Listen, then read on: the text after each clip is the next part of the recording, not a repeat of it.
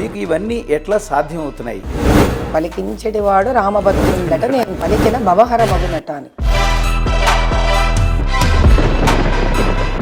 సహనంతో బతుకుతున్నారా, సహనం వదిలేసుకొని బతుకుతున్నారా, రాజీపడి బతుకుతున్నారా అనిపించింది నాకు. మరి 40 ఏళ్ల బట్టి ఆయన ఎలా గెలుస్తున్నారు అక్కడ? దొంగ ఓట్లని కూడా వీళ్ళు గుద్దుకోవడం జరిగింది. ఎందుకు బీజేపీ అనగానే హిందూ పార్టీగా చాలా గుర్తింపు ఉన్నటువంటిది. అలా ఊరికే అనవసరంగా బీజేపీ మీద లేనిపోని వదంతులు పుట్టించారు. మోదీ గారి ఆధ్వర్యంలో గత 10 ఏళ్లలో మనం చూడలేదా? ఇంట్లో గ్యాస్ సిలిండర్ కావాలి, గ్యాస్ సిలిండర్ హిందూ సిలిండర్ ఏంటి, ముస్లిం సిలిండర్ ఏమిటి? 3 నెలలకు ముందు మాధవీలత గారు అంటే ఎవరికి తెలియదు. ఈ 3 నెలల్లోనే మిగతా వాళ్ళు అనుకోవాలి, కానీ మాకు అక్కడ కాన్స్టిట్యుయెన్సీలో చాలా మందికి తెలిసినాయి.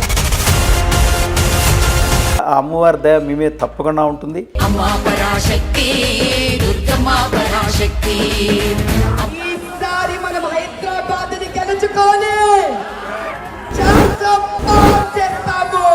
విక్టరీ వింగ్స్ ప్రేక్షకులకి నమస్కారం.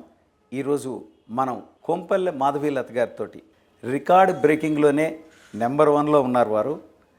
పిల్లల్ని ఐఐటీస్గా చేసి స్కూలుకి పంపించకుండా ఐఐటీస్ చేయడంలో కానీ, హాస్పిటల్స్ని ఒక మంచి స్థితికి తీసుకురావడంలో కానీ, ఒక నారీమణిగా, తల్లిగా, క్లాసికల్ డాన్సర్గా, ఈరోజు ఎంపీగా కూడా రికార్డ్ బ్రేక్ చేయబోతున్నారు.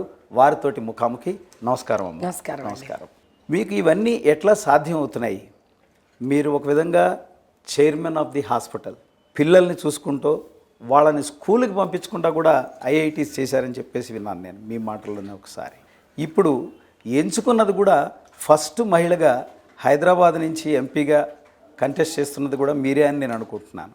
ఇవన్నీ కూడా అటువంటి చోట 40 ఏళ్లుగా కంటిన్యూగా వారి పరిపాలన దగ్గరికి మీరు వెళ్ళి అక్కడ మీ స్థానాన్ని స్థాపించగలరు అని ఎలా అనుకుంటున్నారు? మీ నమ్మకం ఎట్లా? పోతన గారు చాలా అద్భుతంగా రాసినప్పుడు పోతన భాగవతాన్ని అడిగారు, అసలు ఇంత చక్కగా మీరు ఎలా రాయగలిగారు ఇది అని. అప్పుడు ఆయన ఒకటే అన్నారు, పలికించెడివాడు రామభద్రుండట నేను పలికిన భవహర మగునట అని. నేను అని అనుకున్నంత వరకు ఏది సాధించలేడు వ్యక్తి. చిత్తశుద్ధిగా తాను చేయగలిగింది తాను చేస్తూ వెళుతూ ఉంటే సర్వం భగవంతుడి నిర్ణయము, భగవంతుడి ఆశీర్వచనం అనుకున్నంత వరకు అది ఒక చక్కటి దిశలో వెళ్ళే శక్తి నా పరమేశ్వరుడే ఇస్తాడు. కాబట్టి నేను కేవలం నిమిత్త మాత్రురాలినే అని అనుకుంటున్నాను. నేను సాధనమే అయ్యాను, కానీ ఆ సాధనానికి ఆలోచన, సంకల్పం వ్యక్తికి ఉండాలి. కాబట్టి ఆ ఆలోచన కానీ ఆ సంకల్పం నాదైతే దృఢ నిశ్చయంతో ముందుకు వెళ్ళే శక్తిని నేను కోరుకుంటే ఆ శక్తిని ఇచ్చేది పరమేశ్వరి. కాబట్టి అలాంటి వాళ్ళు ఎంతోమంది మహానుభావులు దేశంలో ఉండింటారు, లేకపోదు. చాలా సంతోషం. మరి ఇప్పటి వరకు కూడా ఎంతోమంది అక్కడ ట్రై చేశారు, ఎంతోమంది వస్తున్నారు, ఎన్నో వాగ్దానాలు చేస్తూ ఉంటారు పొలిటికల్గా కూడా. మీరు ప్రచారం కోసం అన్ని చోట్ల సందుల్లోకి మీరు వెళ్ళి ఉండొచ్చు, స్ట్రీట్స్ కూడా చూసి ఉండొచ్చు. అక్కడ ఎటువంటి సమస్యలు ఉన్నాయి? మీరు రేపు రాబోయే ఎంపీగా ఒక మినిస్టర్ అయితే అక్కడ ఎటువంటి సేవను మీరు చేద్దాం అనుకుంటున్నారు? ఇక్కడ 2 రకాల సమస్యలు ఉన్నాయండి. ఒకటి రాష్ట్రపరంగా సమస్యలు, ఒకటి దేశపరంగా అంటే సెంట్రల్ గవర్నమెంట్ పరంగా మనం వాళ్ళకి ఇవ్వగలిగిన పరిష్కారాలు. రాష్ట్రపరంగా ఏమిటి అని అంటే ఆ రోడ్లు, భయంకరమైన రోడ్లు. అంటే నేను సందులు గొంతులు తిరిగి వస్తూ ఉంటే, నేను పాదయాత్రలు చేస్తున్న బండి మీద తిరగవలసి వచ్చిన, అసలు అక్కడ నియోజకవర్గం ప్రజలకు మీరు రోజు నేను సాష్టాంగం చేసినా కూడా తక్కువే.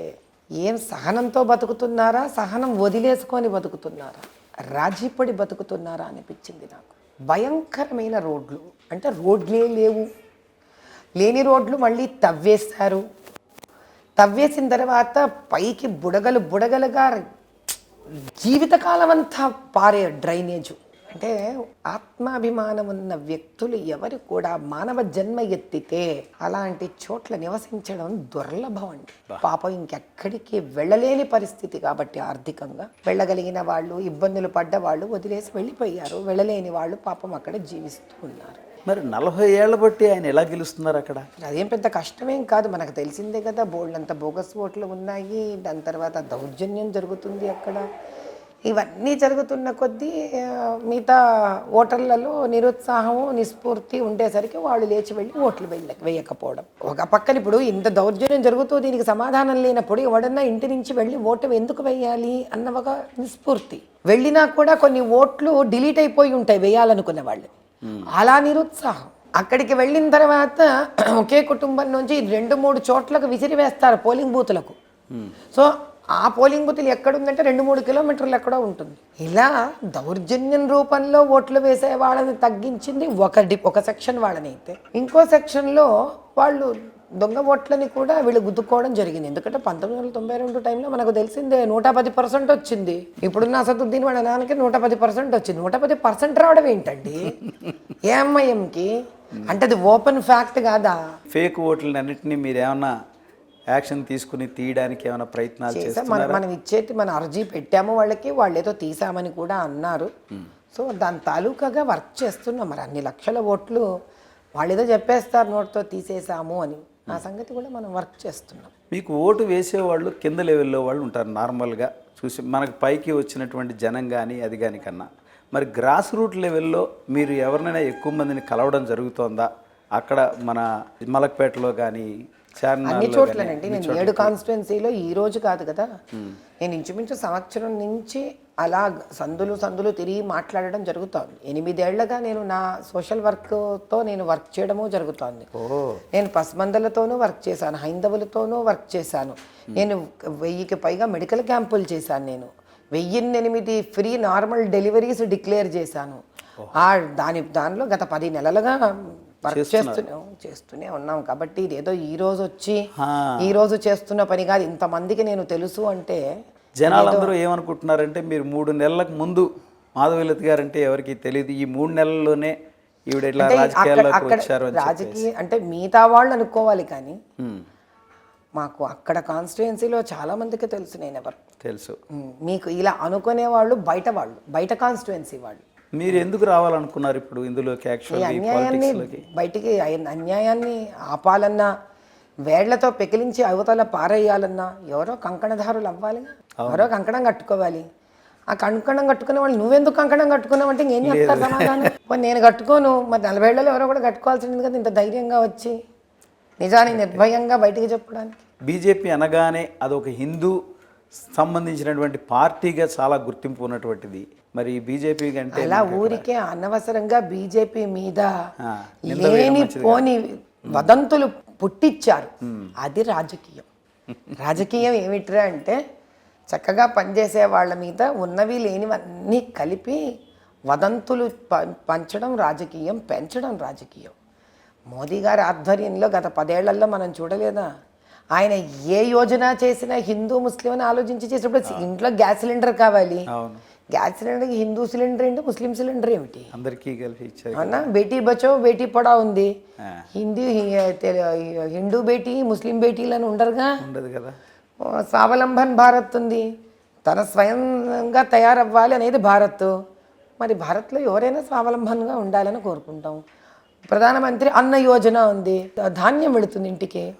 ఆ ధాన్యం ఇల్లు వెతుక్కొని అడ్రస్లు వెతుక్కొని వెళుతుంది ఏమిటండి? బీదరికం వెతుక్కొని వెళుతుంది. కానీ ఇదంతా రాజకీయ స్వప్రయోజనాల కోసం తయారు చేసేది.